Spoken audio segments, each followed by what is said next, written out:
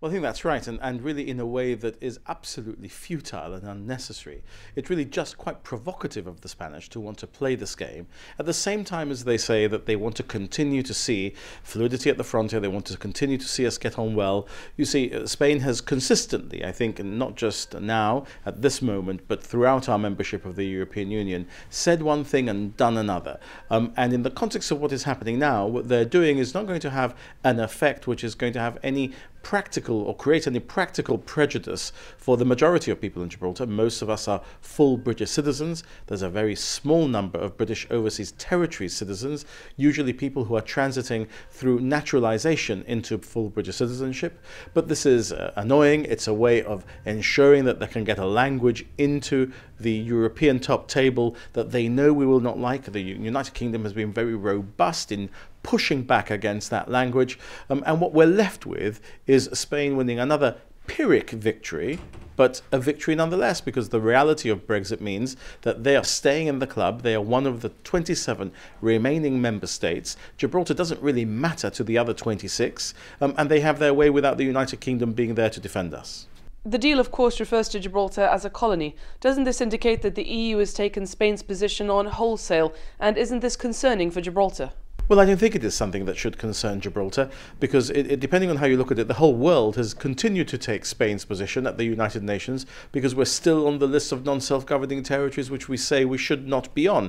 But does that affect our daily lives? Well, it doesn't affect our daily lives, but at the same time it's important that we continue to fight to be taken off that list, because it can have repercussions of the sort that we're seeing now.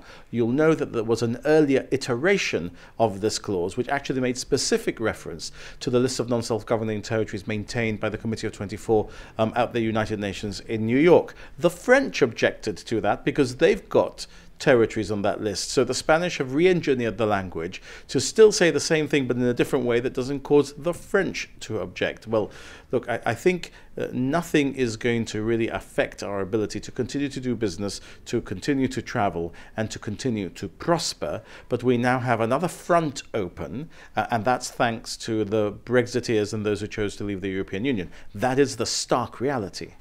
It's been highlighted that the government used the fact that Gibraltar is on the UN's decolonisation list to argue its distinct status from the UK in terms of the application of gambling laws in a case from 2017 in the European Court of Justice. Has the government's own argument backfired by setting this precedent? Well, that's not an argument, it's a reality. So that is almost to say the fact that the government of Gibraltar has been going to the United Nations in New York to argue we should be removed from the list has played into the hands of those who say we are on the list. Well, look, the reality is we are on the list, and therefore when we explain Gibraltar's international status, that is the reality of our international status. It's not something which is subject to argument. Now, the question is, does being on that list make you a colony? The UN nomenclature in the 1950s and 60s was that those were the lists of colonies. Now people refer to those as the lists of non-self-governing territories. Spain wants to go back to the nomenclature of colonialism, because in that way, they argue, the territory must be handed back in keeping with the principle of territorial integrity, which applies to colonial territories, and the people do not have the right of self-determination. So we mustn't fall into that trap. And what we did in the GBGA case was to be very clear, very specific, and very precise about how we described Gibraltar's international status. And therefore, anybody who suggests that this is an argument backfiring hasn't understood the reality of Gibraltar's international status today and how it is properly described, in order to use that in aid of the Spanish argument at the EU 27 table. Spain's insistence on this footnote and in Gibraltar's inclusion in a separate part of the annex of visa-exempt countries has been seen as a sign of more demands to come if the UK calls for an extension of Article 50 or to reopen the Brexit negotiations. With the original withdrawal agreement seemingly dead in the water, isn't this a likely threat?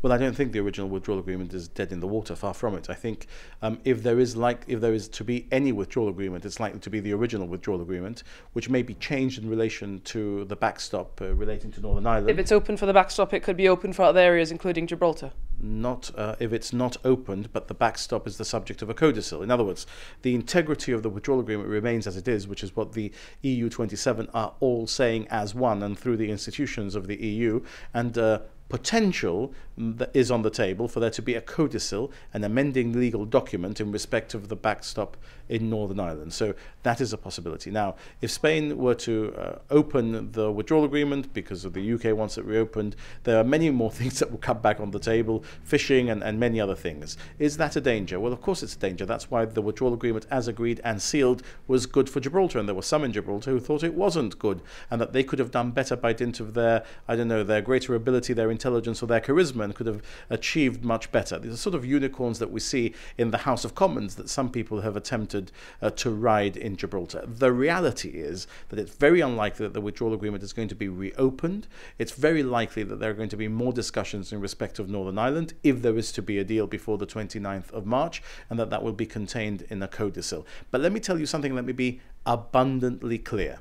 Whilst I am Chief Minister of Gibraltar, whether it is in this withdrawal agreement or in another iteration of the withdrawal agreement, in a codicil, in a letter, or in any other instrument, now or after we have left the European Union, Spain can make whatever demand it likes, but the status of Gibraltar is not going to change, contrary to the wishes of the people of Gibraltar. And if they come with an offer of joint sovereignty, I've already told Senor Melgallo where he could stick it. I'm happy to tell anybody else. And in terms of an extension of Article 50, which is being mooted on a daily basis. And it's something that I've said repeatedly from some time ago, even before others were talking about it, that because the requirement of unanimity kicks in the context of an extension, all of the member states might be seeing what leverage they can raise against the United Kingdom in the context of an extension. Now, if it's a short extension, I think there won't be any conditions attached. If it's a slightly longer extension, all of the member states will be looking at what type of extension condition they could impose on the United Kingdom. That's why I think if there's going to be a longer extension, a revocation of Article 50 is the safer route for the United Kingdom to take, both in relation to Gibraltar and all the other demands that might be put to it.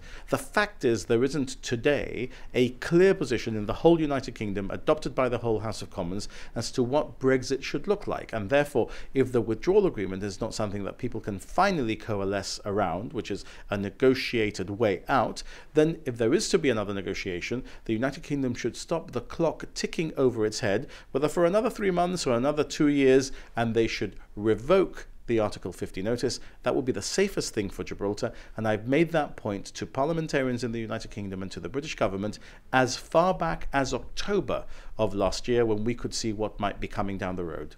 With regards to the visa waiver deal itself, the short stays it permits are limited to 90 days out of every 180. What will this mean in practice for people crossing into Spain? Well, I think absolutely nothing in the context of crossing into Spain. It will mean something if you want to move to Spain to live. You will have to follow the arrangements that a third country national has to follow today. Those are not particularly more onerous than they are in the context of a European, but you do need to notify in a different way, etc., etc. So it's a little like the example of traveling to the United States. You are free to travel to the United States, but you have to fill in a form online. There it is a visa. It's quite simple. You go into the United States, you stay for less than 90 days, and you come back. If you want to do business in the United States, or if you want to move to the United States, a different regime applies because you don't have the freedom of movement right that operates today under the treaty. Well, in future, you won't need a visa to travel for less than 90 days. You won't need one of those W80s that we used to have to do when we went to the United Nations, or ESTAs today. But if you want to move into Spain, if you want to get a job in France, or if you want to buy a house in Italy, different rules would apply. But going to Carrefour or to Marbella for the weekend or to a concert or any of that will continue to be as easy as it has been until now.